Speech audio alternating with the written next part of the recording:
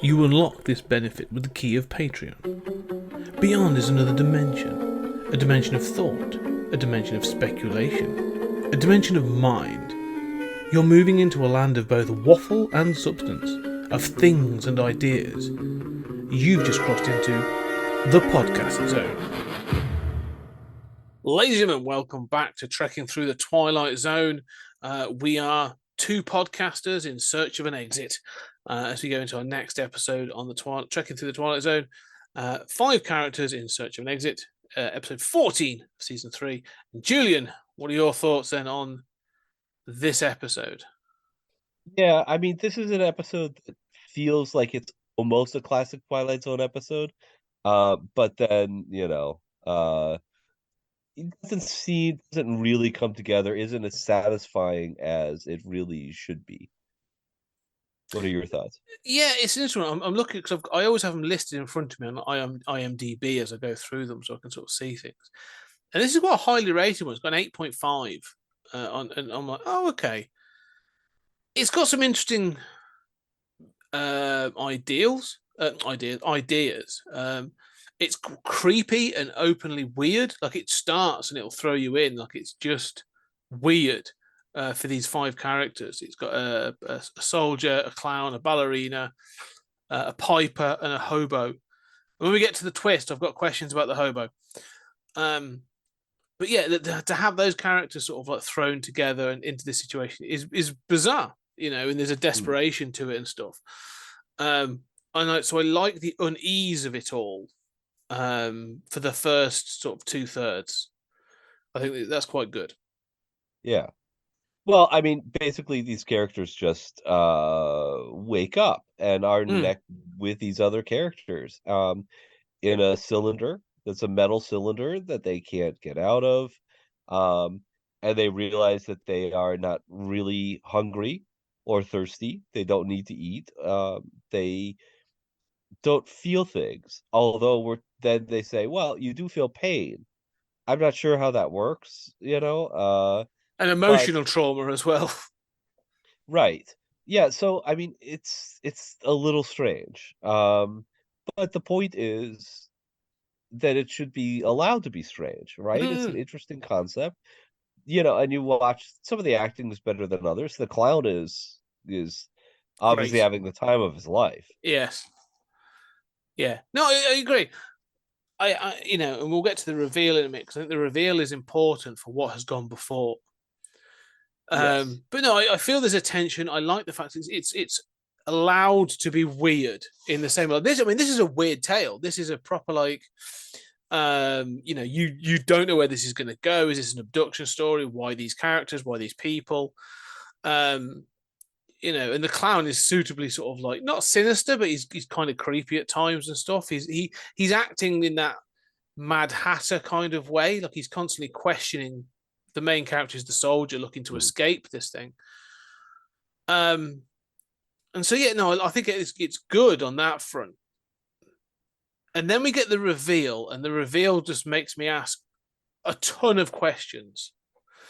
So the reveal is that they finally make their way. They actually try to escape by sort of getting on each other's shoulders to jump out of this thing. It turns out to be a bucket on a sidewalk for doll donations to be made for an orphanage or a church or something like that. So they're all toys. And so the soldier hits the pavement and he's just like a G.I. Joe or an action man or whatever. And he's then put back into the box.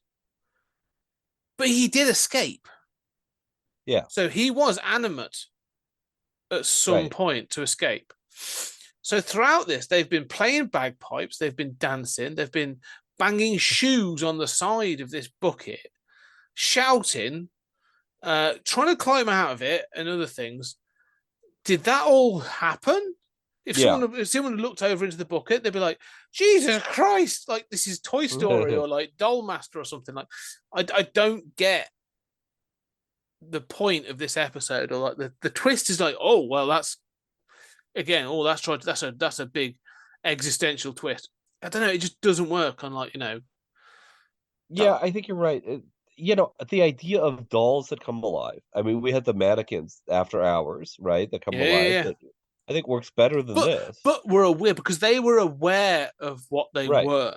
Yeah. Well, what I'm saying is that like there are two stories here. Mm, One is dolls that are alive, which is sort of like After Hours or Toy Story or whatever. And then there is the mystery of people trapped in a room together mm. and what's going on. At what point they decide that they're in hell. Yeah. I have always, every time I've seen this episode, I always just think, oh, I instantly just think, oh, this is a pastiche of No Exit by Sartre, which is a play about three characters in a room together. Now, they know that they're dead. They Mm. figure out they're dead relatively quickly, and they realize that they are in hell, and this is the source of hell is other people, Yeah, yeah. as a quote, right? The idea is that they have been assigned each other to torture each other because Mm. they're like the exact worst personalities for one another, um, and Which all is feel which is guilt and yeah, which is clearly an inspiration for Red Dwarf as well. At some point, I oh read yeah, somewhere. well, Um, the Odd Couple thing, yeah. but right, but you're there because there's no other humans, right? Mm. Alone. This is their hell. But so they even mention, that they think they're in hell. Well, okay, so it seems like a pastiche of that. You could basically just say, all right, we're gonna do No Exit, except say, well, we're on an alien spacecraft. Mm. Well, we're dolls. Well, we're whatever. That's just a twist that justifies, the basic mystery. The basic mystery doesn't have a whole lot of doll stuff in it, except, we don't feel pain and we're not hungry. I mean, those could be other things. Um, But you say you about know, this thing, but there's a whole piece, especially around the ballerina, about this whole thing about feeling. She says we don't feel pain, but we do feel. And she said to be cast aside, to be forgotten is so tragic, and so she feels sad. The episode ends with her in doll form, crying, and so you have got this thing about being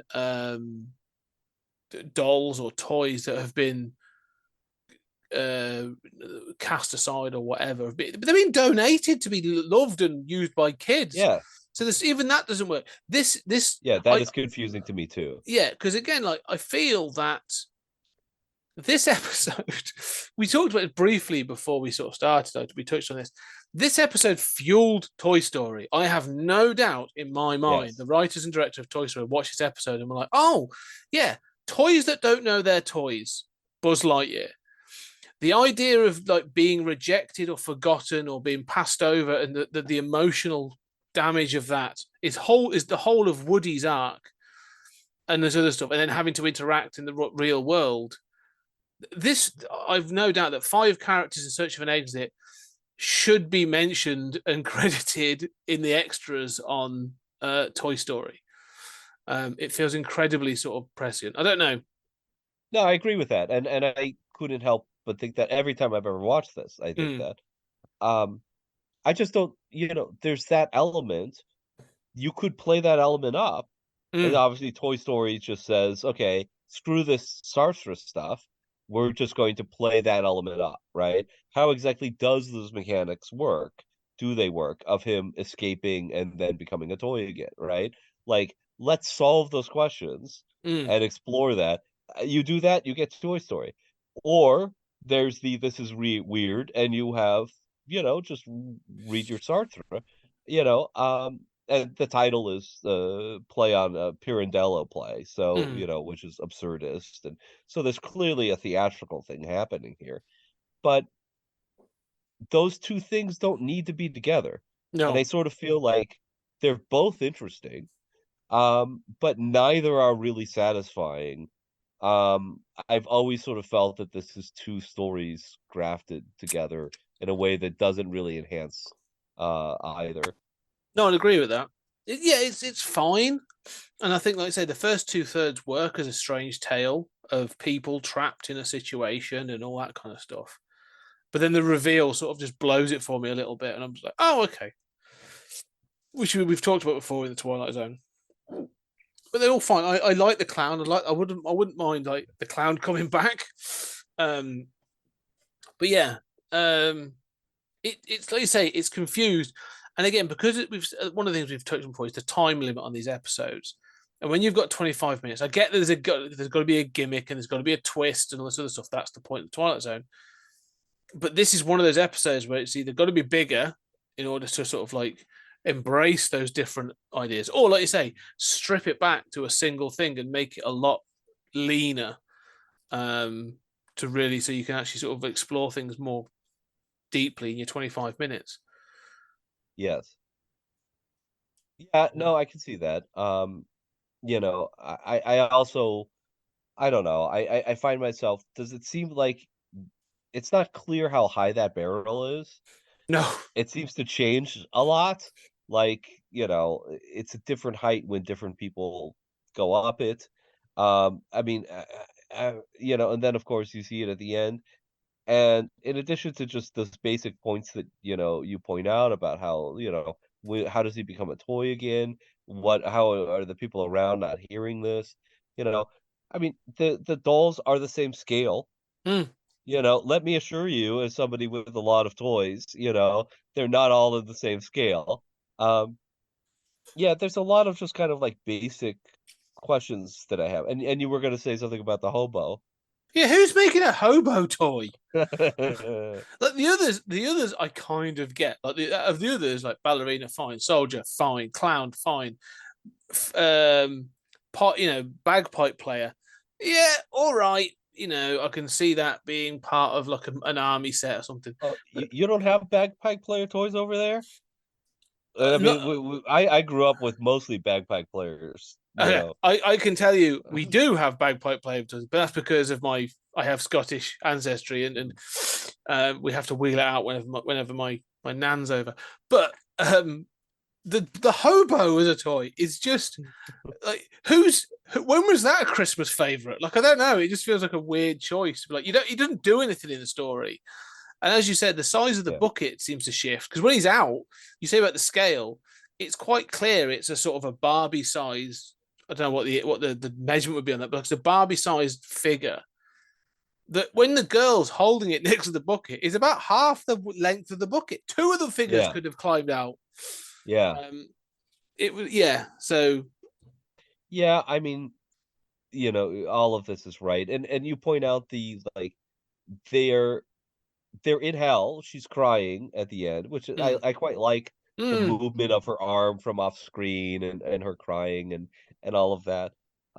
Okay, I like that idea, but as you point out, like, no, they're being collected to go to homes. Yeah. Like, how is this sad? Like, it's cold outside, but at no point do they remark upon how cold it is there. That's not an issue for them. So I don't know what's sad about this ending. Yeah, I don't It's know. sad that they don't have more dolls. Yeah. What's gonna happen when they do have more dolls and the bucket is half filled with dolls? Like, what's that no exit play gonna be like? Who is piling on top of each other. Yeah, I don't know. It's an odd one. Like I say, they're trying to go for something thematically, but like I don't know, the reveal sort of knocks it over a little bit by just being a step too weird or a step sort of just not aligned with what it was trying to do, I think. But yeah, it's an odd one. Mike, that's my last thoughts. Any final thoughts then for 5 characters in search of an exit? Well, you can kind of see how people like it, and it does feel very Twilight Zone. Like, it's cool that you can say, like, oh yeah, remember that one where they were all confused in the bottom of a barrel and they wind up and they're dolls at the end, and it's like, oh, that's so weird, man. Yeah. Like, what an awesome Twilight Zone episode. And it doesn't really work, but Yeah.